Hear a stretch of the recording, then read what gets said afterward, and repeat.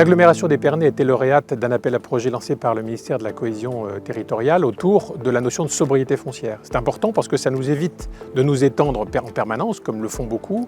et ça nous oblige à repenser constamment le contenu de notre ville, de reconstruire la ville sur elle-même, d'aller chercher les friches qui existent dans notre ville pour en refaire des bâtiments vivants et occupés. Alors ce bâtiment date d'une soixantaine d'années, il a été un collège, puis il a été une maison des associations et présenté à nos yeux un handicap majeur, c'était une passoire énergétique. Et quand nous avons découvert que le CDER, qui est une entreprise qui fait du service aux viticulteurs et aux agriculteurs, cherchait des locaux, on s'est mis en contact avec eux et très vite les équipes techniques ont détecté que ce bâtiment pouvait être entièrement isolé par l'extérieur et donc devenir un bâtiment performant. On s'est rendu compte qu'après la phase de désamiantage, le bâtiment était parfaitement sain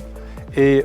que transformer ce bâtiment aurait une empreinte carbone beaucoup moins importante que construire un bâtiment en périphérie. C'est le choix qui a été fait et on a pu dans ce bâtiment, aujourd'hui, on peut avoir 5 niveaux de bureaux et 2 niveaux de sous-sol pour des voitures, ce qui est idéal pour l'exploitation de ce bâtiment. Alors au final, le CDER, qui avait dans un premier temps imaginé de partir à l'extérieur de la ville, a renoncé à ce projet et est venu se réinstaller à 2 pas de là où il était. Et je pense que c'est une stratégie gagnante-gagnante, d'abord parce que les locaux conviennent parfaitement au CDER, et finalement on n'a pas touché à l'enveloppe urbaine, c'est-à-dire qu'on a économisé de l'espace naturel agricole, ce qui est essentiel aujourd'hui. Ça rentre complètement dans les objectifs du zéro artificialisation nette, et on est dans la notion d'urbanisme circulaire, c'est-à-dire qu'un bien peut avoir plusieurs vies successives. Un ancien bâtiment scolaire, devenu maison des associations, devenu aujourd'hui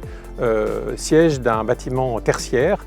et qui sait, peut-être dans 30, 40, 50 ans, une autre vocation. Mais ces constructions sont durables, elles sont solides, leurs fondamentaux sont extrêmement sains, et donc un bâtiment peut être réutilisé plusieurs fois.